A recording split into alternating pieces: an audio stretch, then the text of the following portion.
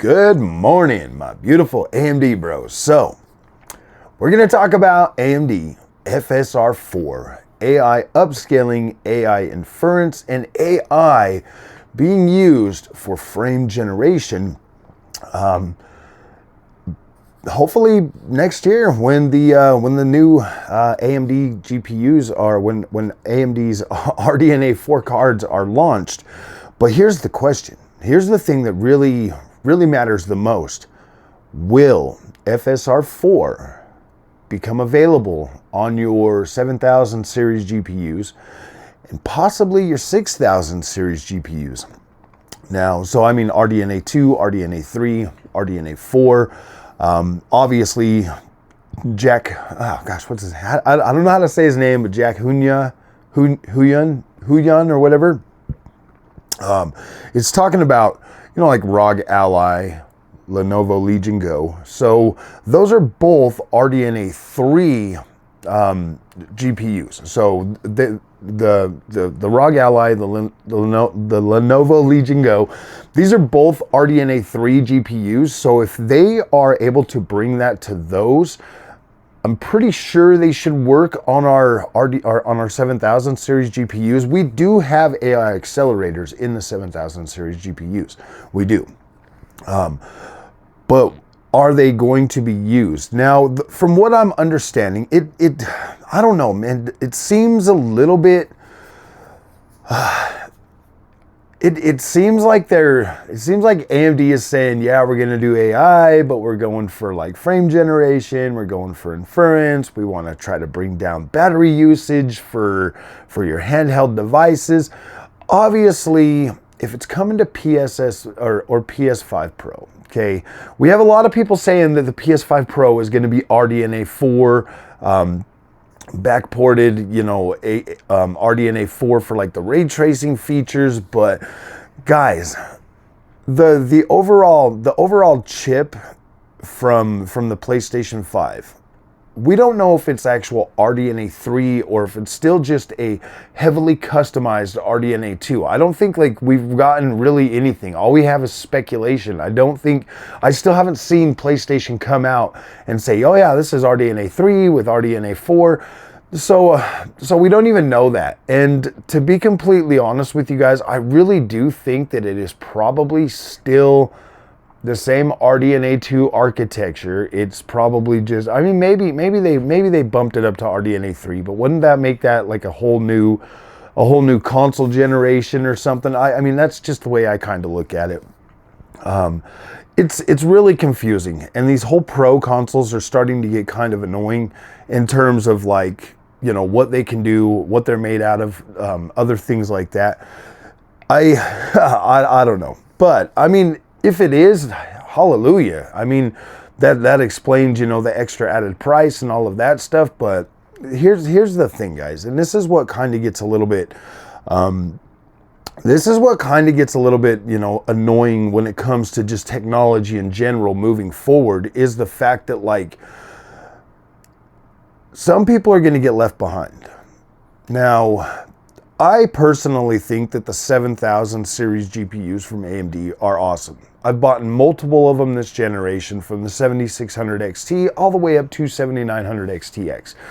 And every single time with these GPUs, even from like the entry point of the 7600 XT or 7600 XT, that freaking GPU was phenomenal. And under the right circumstances, in the right build with the right display, that's an absolute freaking monster. And if that was able to get a hold of some AI reconstruction, frame interpolation, frame generation, all of this type of stuff, that would make that GPU like a really solid pick, to be completely honest with you. But to have to wait like a whole, over a year or whatever for that to finally get that, I guess you can look at it as like the whole AMD ages like fine wine or whatever. But, the fact of the matter is that even when the 7th or the RDNA4 cards launch, if they were to bring up from the back, I mean, the 7000 series cards as well into the whole AI thing. And this is where like things get like really confusing for AMD all the time. You know, it's like, oh, whoa. So, I mean, the 7600 XT is still a viable option. Now it gets, you know, access to, because that card right there, that's 7600 XT. And this is why I talk about that, is because that thing literally trades blows with PlayStation 5 and Xbox Series X, like easily. I mean, I would put that on here and I would play games on it. And I'm like, gosh dang, man, this thing is actually performing better, higher frame rates than like Series X and PlayStation 5 at native 4K on some games. I was like, this is crazy. So when you look at a card like the 7600 XT and you see what that GPU can do all by itself, and then you add the AI into it, I mean, a lot of people are running around saying that the PlayStation 5 Pro is going to be like 7800 XT, 4070 Super, or 4070 GPU, 3070 Ti. That is that is pretty much, you know, like the 7600 XT is a very potent GPU when you actually look at it in terms of like console spec wise. That is a pretty dang performant GPU, and in a lot of ways better. The only thing that really hurts that is the 128-bit bus. That's the only thing that really hurts that card, you know, in terms of like higher resolutions and stuff. It really does kind of lock that card down a little bit. Obviously, your older games you'll be able to play at much higher resolutions and frame rates and stuff, but the 128-bit bus that's the part that's pretty important for being able to do higher resolutions with higher texture settings and higher. I mean, it will still work, like you can still play 4K and stuff like that, but you could run into like, you know, like stuttering issues, stuff like that, just due to the fact that it's not, I mean, depending on like 360 games, 4K easy, no problem. It can do every single one of them there.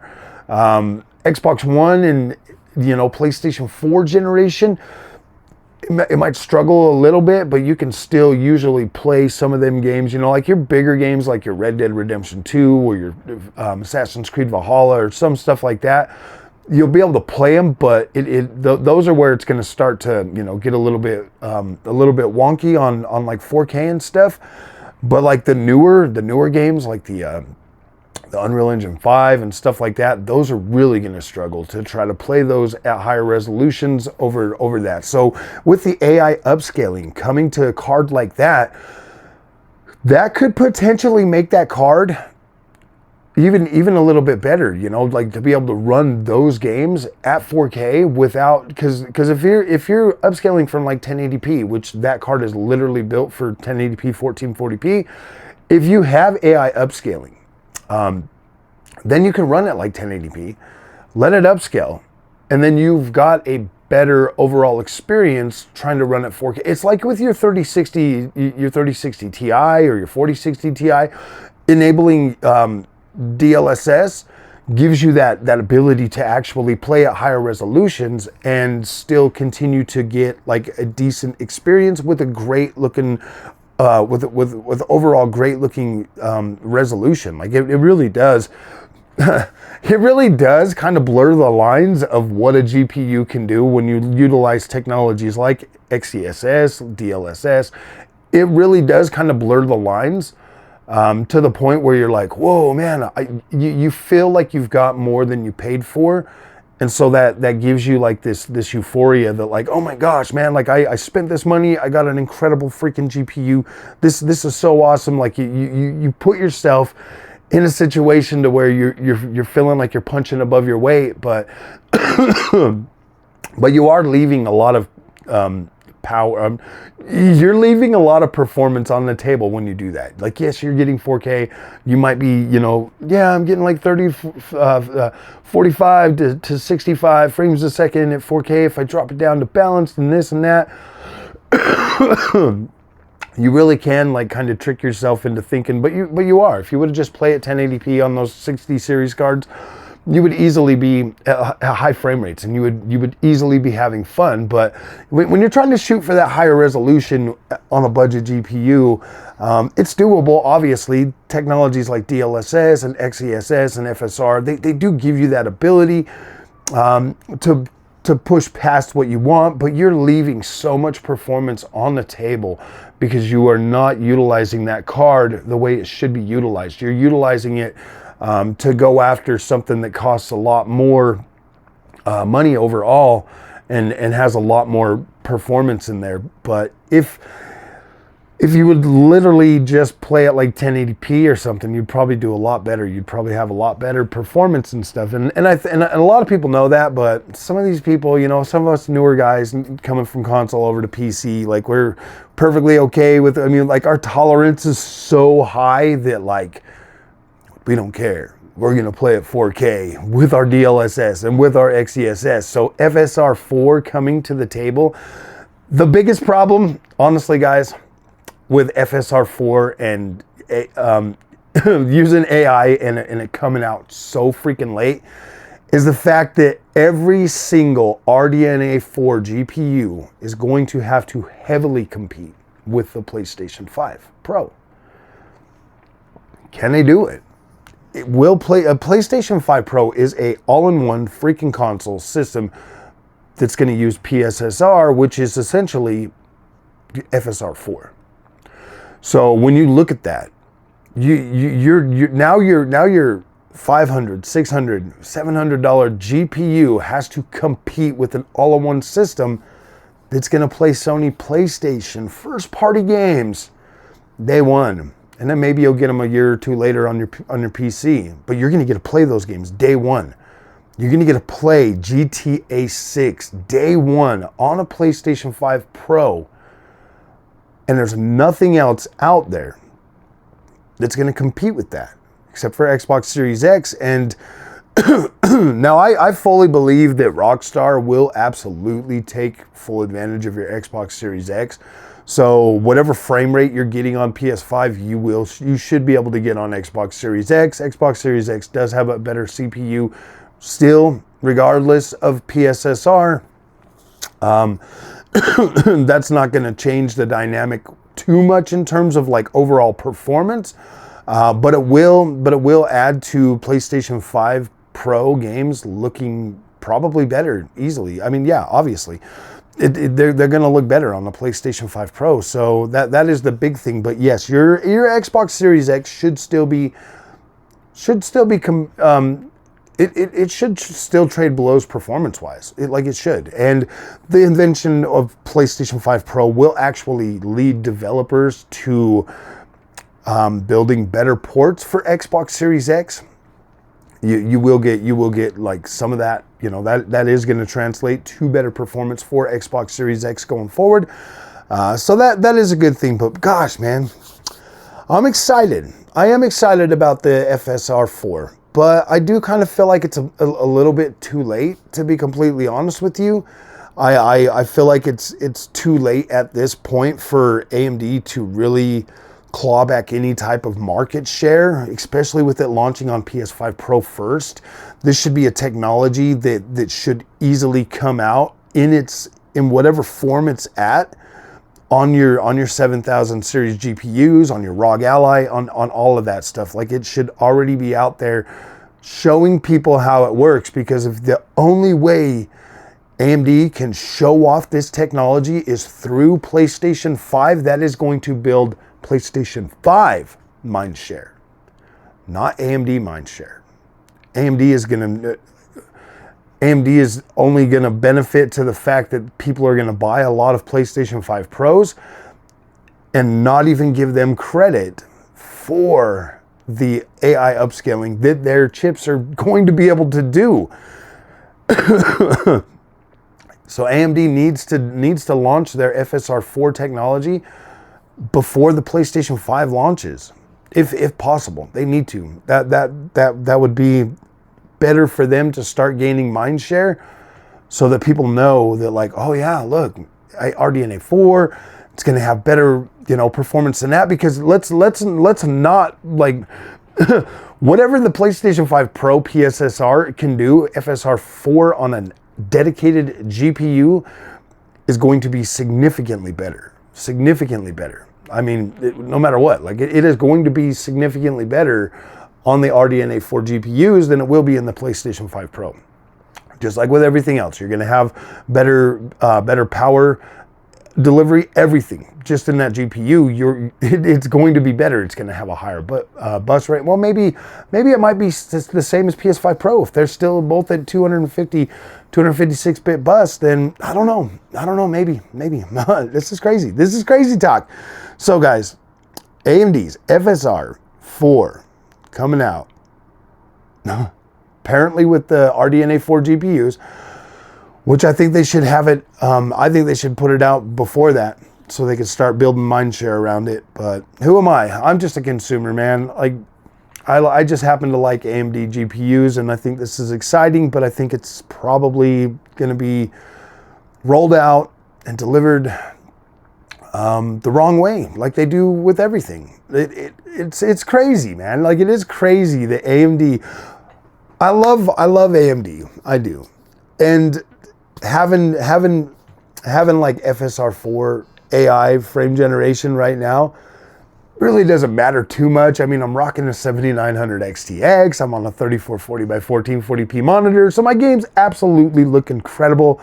It's not like I need it right now, but I would like to see AMD be able to compete, and I would like to see AMD finally stop doing these missteps. I know that a lot of R&D for AMD goes straight into the handhelds, goes into laptops, goes into freaking, the game systems, the PS5 and the Xbox. What they're able to do with the PS5 Pro is absolutely incredible. It is incredible. And of course I want to be there to support that and to do that. But I also think that the PC side of things, where I actually spend most of my gaming time now, is more important to me. And I would like to see AMD be able to bring that to everybody. I want the PC experience on AMD to be good. I just want it to be good, and I want people to be happy with that. Do I think that AI upscaling and all of that stuff is super important? I mean, yes and no. Yes and no. I don't know, man. I prefer that raw power. I do. I prefer that raw power. I prefer the Adrenaline, software over anything else that I've tried on PC. So when it gets to the point where we can test this stuff, where we can actually see it in action, I just hope that it does well. That's it. I mean, I hope that it does well enough to where it's like, okay, AMD is an option for those people that love DLSS. AMD is an option for the people that were going to buy Intel. AMD is now a good option to be able to do this stuff. The ray tracing is already on point. Like, you can already use ray tracing on 7000 series cards, even on newer titles that are coming out.